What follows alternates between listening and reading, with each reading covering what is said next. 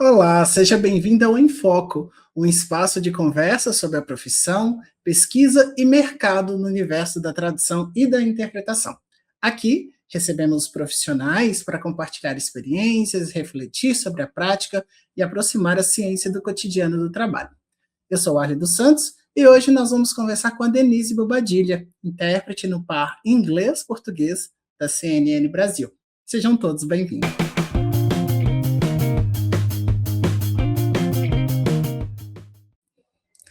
Denise, seja bem-vinda, minha querida. Que prazer estar aqui com você, professor. Muito obrigada pelo convite. Imagina, pode me chamar só de Warley. Aqui é só um bate-papo de amigos Tá mesmo. ótimo, tá ótimo. A gente já se abraçou em Goiânia, né? No congresso no ano passado. Foi muito bom te conhecer pessoalmente. O Arley, não o professor, pronto. Isso. Gente, acompanha a Denise no LinkedIn já há um certo tempo e me chama muito a atenção, Denise, essa questão da sua prática profissional acontecer na televisão. A gente vê poucos intérpretes no contexto televisivo. Eu sei que você tem um background de jornalismo, mas como é que você foi parar na CNN? Pois é, a minha história com a televisão foi até um pouco de acaso, na verdade, porque eu sou intérprete há 10 anos, quase 11 anos, e antes disso eu era jornalista e trabalhei com jornalismo durante 20 anos, então todos os meus amigos vieram do mundo jornalístico, não todos, mas modo de falar, né? E aí, quando eu parti para a interpretação, alguns dos meus primeiros clientes também vinham da comunicação. E então, quando o projeto da CNN Brasil começou a aparecer no Brasil, começou a aparecer, eu sabia de algumas pessoas que estavam envolvidas e, enfim, fui me aproximando. Mas, não por isso, eu não passei por testes. Eu e minha sócia, Nathalie Grau, e a gente fez testes, a gente participou de uma espécie de concorrência ali e casou. Eu acho que a minha experiência em redação ajudou bastante, assim, saber como é essa adrenalina de você trabalhar com notícia 24 horas. Então, a sua prática profissional como intérprete, ela não começa com a CNN, ela começa anterior a ela, né? Como que Sim, sim. assim, a interpretação surge na sua vida? Tá, então, eu, como disse, né, jornalista, e por volta de 2013, 2014, a situação no jornalismo estava muito ruim, muito ruim. Não que ela tenha melhorado muito, mas eu estava num momento muito complicado e eu estava fazendo coisas que já não me davam nenhum tesão, para falar a verdade, assim. Então, e aí eu comecei a buscar outros caminhos. Eu fazia tradução escrita já, e aí eu soube do curso de interpretação da Lumine, e uma coisa que eu sempre falo, assim, é que eu achava que intérprete era um dom, era uma coisa, você nascia intérprete. Eu sempre comparo com maratonista e com um soprano, né, são dons. Nenhum dos três são dons, os três são preparo. Os três são estudo e preparo, né, para ser soprano, para ser maratonista e para ser intérprete.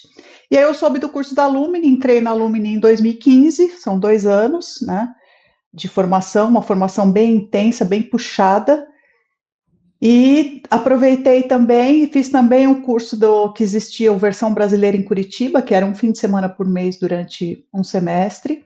Foi uma época em que a gente, enfim, meu marido recebeu um dinheiro e a gente falou, vamos investir para eu sair do jornalismo, né? Então, em vez da gente pegar o dinheiro e fazer, trocar carro lá, a gente investiu em estudo mesmo. Eu acho que esse é o melhor investimento, vocês, estudantes. Sempre façam um curso e sempre procurem um melhor curso, porque isso sempre vai se reverter na sua vida, pode ter certeza. Perfeito. E toda a trajetória profissional carrega uma série de escolhas e desafios, né? Pensando nisso, como que você enxerga o mercado da interpretação atualmente? Ele tá num momento, eu diria assim, talvez um ponto de inflexão com a inteligência artificial. Mas eu acho que outros pontos de inflexão já apareceram no passado também. Cada hora é uma coisa, cada hora é um desafio, e a gente sempre vai se adaptando e trabalhando com um novo mercado, né? A inteligência artificial, ela não interpreta bem, a gente sabe disso nas línguas orais, e imagino que para as línguas de sinais, então, seja terrível. Pode ser que ela chegue lá? Pode. Até aí, pode ser que ela descubra a cura do câncer, né? Então a gente não vai dizer a inteligência artificial não vai me substituir. Pode ser que sim. Por enquanto, não.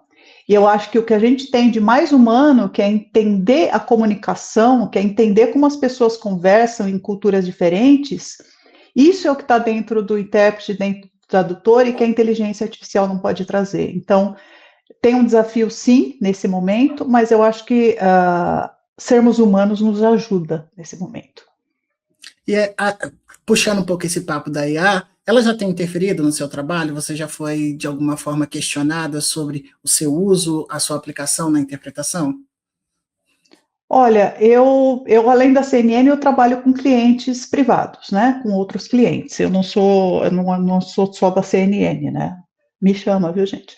Mas enfim, é, é, eu sinto assim, tem cliente que eu soube que já usou IA, cliente de colega também que já trocou por IA e que voltou também. E depois que usou IA, falou: opa, não deu certo, ficou tudo embananado, ficou confuso, ou então ficou entediante, a voz ficou entediante.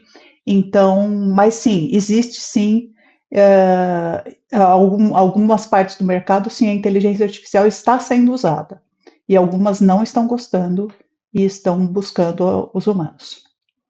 Inclusive, naquele evento que a gente esteve, o primeiro congresso de tradução audiovisual, a gente até ouviu alguns relatos, né, de colegas que já haviam, inclusive, sido substituídos no evento que o colega estava interpretando. Aí o mestre de cerimônia falou que tinha esse recurso, que era para as pessoas testarem, ao mesmo passo que a gente tinha profissionais humanos ali, né? Acho que nós estamos caminhando, como você disse, para esse ponto de inflexão. Mas tantos outros já vieram e passaram, né? Exato, exato. E assim, não é uma tecnologia que o preço justifique você fazer tudo isso. Porque você fala, vou ter inteligência artificial e vai todo mundo ouvir no celular. Você tem banda larga para todo mundo ouvir no celular no seu evento? As pessoas estão dispostas a abandonar o celular delas durante o evento inteiro e não poder mexer nele porque elas estão desconectadas? Sabe, tem outros preços embutidos que, além da interpretação robótica, além às vezes, da literalidade que a inteligência artificial tem, e que é ruim no caso de um palestrante que tem referências culturais, que tem ironia, tem sarcasmo, tem um monte de coisa que a literalidade da IA não pega, tem essas questões técnicas também que acabam encarecendo, né? Com certeza. Eu te perguntar como é que é a tua rotina, porque você disse uma frase na sua palestra lá no Contave que me chamou muita atenção, que você falou assim, abre aspas, eu sou a intérprete do Breaking News. Então é uma coisa que pode acontecer em qualquer momento, né? E como que é a sua rotina? Olha, eu vou começar pela palavra, não tenho rotina. Eu não tenho rotina, não tenho rotina. Hoje, por exemplo, agora às 4 da tarde, está previsto uma fala do Donald Trump. Não me chamaram, poderiam me chamar. Então, assim, eu posso ser chamada a qualquer momento, né? Quando teve a queda, o sequestro, do rapto do Maduro, me ligaram de madrugada. O Irã também, né? Quando teve o ataque, o ataque agora ao Irã. Então, na verdade, eu não tenho rotina. Só que eu tenho outros clientes. E eu tenho uma sócia também. E nós duas atendemos a CNN. Então, quando ela não pode, eu vou. Quando eu não posso, ela vai. Se nenhuma de nós pode, nós temos uma equipe. Então, assim, não é que eles comandam toda a minha agenda, mas, enfim, eu sou o ponto de contato. A Nathalie também é ponto de contato. Então, a gente está sempre de olho no que está acontecendo no mundo. E tem épocas que a gente sabe que vai ter demanda mesmo, eleição americana, Assembleia da ONU, vai ter. E aí passa por todo aquele rito teórico, né? Porque a teoria ela demonstra que existe todo um processo, etapas de interpretação, preparação, interpretação propriamente dito, pós-interpretação, sem ter essa rotina no mercado de trabalho como este. É possível contemplar essas etapas? Não, não, não, não sempre. Porque, como eu disse, a gente é chamado de uma hora para outra. Quando teve o sequestro, o rapto do Maduro, quem estava esperando por aquilo no meio da madrugada? E aí a gente teve que aprender em minutos que Delcy Rodrigues era vice-presidente. Talvez eu já tivesse ouvido o nome dela em outra ocasião, mas, né? Ou que, enfim, alguns tipos de embarcação ou de aeronaves estavam sendo usadas na operação, e isso de um minuto para outro. Então, a preparação não existe. A preparação é você estar tranquilo, com a voz firme, e falando com segurança como se você soubesse daquilo. É o jeito, né? E acaba que isso é uma competência, né? Que com o tempo você vai desenvolvendo a habilidade necessária para ter essa tranquilidade de ser chamado de uma hora para outra, né? Porque eu tenho colegas que falam que excelentes intérpretes, mas que falam, na TV eu não trabalharia no seu esquema, jamais, porque eu prefiro trabalhar com preparação, eu prefiro saber o que eu vou fazer, o horário que eu vou fazer, e eu posso estar saindo do banho e ser chamada, entendeu? Então é isso. Nossa, fantástico. Existe algum desafio ou tensão que a sua experiência agora como profissional que de alguma forma agora com a experiência você vê que era diferente a sua percepção enquanto uma aluna de curso de tradução? Por exemplo, você pensava que a interpretação era de um jeito e agora depois desse tempo de experiência você consegue observar que ela é de outro jeito? É mais nessa ideia de existe uma ideia que os alunos têm de que interpretar é uma coisa fácil, é simples. Mas o que essa experiência te traz quanto a essa visão que às vezes até é muito simplória dos alunos? Olha, eu acho que uma coisa que eu tive no começo, e acho que é uma coisa que praticamente todo mundo que está começando tem, é uma ansiedade de você querer fazer tudo. Tem evento de medicina, eu vou fazer. E são os eventos mais difíceis são os eventos de medicina, né? Tem evento de jurídico pesado, vou fazer, sabe? Claro que você quer ganhar quilometragem, claro que você precisa ganhar quilometragem, mas ao mesmo tempo você pode se frustrar muito e você pode se queimar também, além de arriscar o cliente. Quer dizer, você está num evento de medicina sem preparo, você está arriscando literalmente vidas ali, né? Porque você não está informando direito. Então, acho que uma coisa que eu aprendi eu também era essa pessoa ansiosa, eu também queria estar em todas. E depois eu vi que não é assim que funciona, né? Mas a gente apanha para chegar um pouco ali. Outra coisa é a gente tomar muito cuidado com os orçamentos que a gente faz, não baixar o preço a um nível horroroso, porque a gente está começando. Claro que você não vai cobrar com quem está há 10, 20 anos no mercado, tudo bem, eu entendo, mas assim, falar, eu estou começando, então eu vou fazer só um valor simbólico para eu ganhar experiência, você queima o filme de todos os profissionais, porque aí depois esse cliente vai procurar um outro profissional e vai falar, poxa, mas eu paguei 8 vezes menos uma pessoa, sabe? Aí você fala, poxa, que pena, né? Mas, né? Então, acho que é uma coisa também a gente se valorizar, desde o começo se valorizar, porque é uma profissão difícil, é uma profissão que as pessoas encaram como uma verdadeira mágica, então a gente tem de dar valor a essa mágica que a gente faz, porque ela faz a comunicação entre pessoas, ela não é uma tradução de palavras, ela é uma ponte entre pessoas, entre culturas diferentes. Perfeito, Denise. Você comentou que a interpretação às vezes é uma loucura, né?